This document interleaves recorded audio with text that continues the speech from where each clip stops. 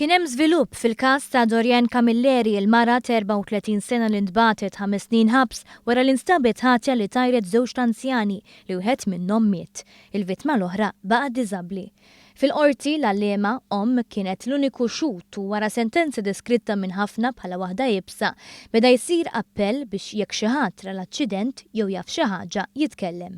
L-appell kien wieħed effettiv. Kien ma' One.com.mt li l-Ispettur Sandro Camilleri, President tal-Police Officer Union, żvela li kien ikkuntattjat minn persuna li lesta tixed fil-qorti dwar dak li rad dakinhar tal-inċident.